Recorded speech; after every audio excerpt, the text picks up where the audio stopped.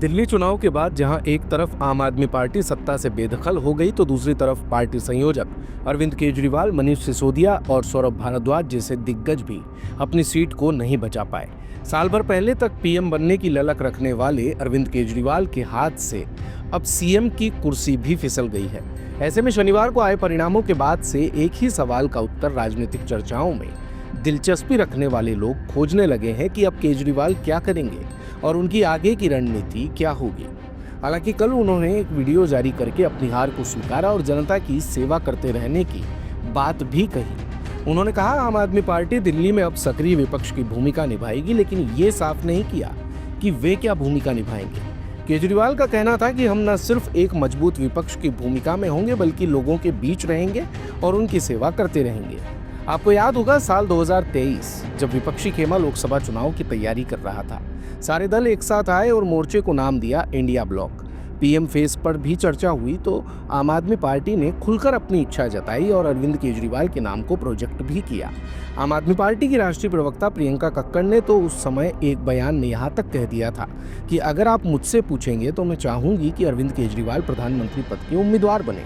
उन्होंने इसके पीछे तर्क दिया कि इतनी कमरतोड़ महंगाई में भी दिल्ली में सबसे कम महंगाई है, तो पानी, मुफ्त शिक्षा, मुफ्त बिजली, महिलाओं के लिए मुफ्त बस यात्रा और बुजुर्गों के लिए मुफ्त तीर्थ यात्रा, फिर भी सरप्लस बजट पेश किया। वो लोगों के मुद्दों को उठाते हैं और बीजेपी के लिए चुनौती के रूप में उभरे हैं। हालांकि केजरीवाल में भी पीएम बनने की ललक देखने को मिली। एक इंटरव्यू में जब उन्होंने कहा, अगर इंडिया ब्लॉक लोकसभा चुनाव जीतता है और आम आदमी पार्टी जैसी छोटी पार्टी सिर्फ 22 सीटों पर चुनाव लड़ती है तो मेरा अगला प्रधानमंत्री बनने का कोई इरादा नहीं। लेकिन जब राहुल गांधी को संभावित प्रधानमंत्री उम्मीदवार के रूप में सवाल पूछा तो केजरीवाल ने कहा, ऐसी कोई चर्चा नहीं हुई है, ये एक सैद्धांतिक सवाल है, जब हम साथ बैठेंगे तो इस पर चर्चा करेंगे। शराब घोटाले से जुड़े मनी लॉन्ड्रिंग केस में केजरीवाल को मार्च 2024 में जेल भेजा गया। 156 दिन बाद सितंबर 2024 में केजरीवाल को जमानत मिली और वे बाहर आए तो सबसे पहले उन्होंने मुख्यमंत्री पद से इस्तीफा दिया और ऐलान किया कि वो चुनाव जीतकर ही कुर्सी को संभालेंगे। कई मौकों पर केजरीवाल ने खुलकर कहा कि वो चुनाव जीतकर मुख्यमंत्री पद की जिम्मेदारी संभालेंगे। उनका कहना था कि ये जनता तय करेगी कि वो ईमानदार है या नहीं।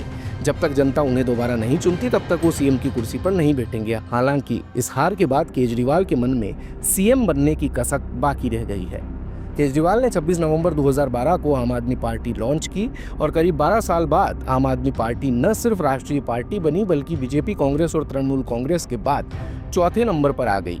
देश में सबसे ज्यादा विधायक उस पार्टी के चुने गए। दिल्ली के बाद पंजाब में भी सरकार बनाई, एमसीडी पर कब्जा किया, गुजरात और गोवा में भी पार्टी की एंट्री हुई। राज्यसभा में चौथे नंबर की पार्टी बनी जिसके सबसे ज्यादा सांसद हैं। लेकिन अब पार्टी का विजयी रथ थम गया है।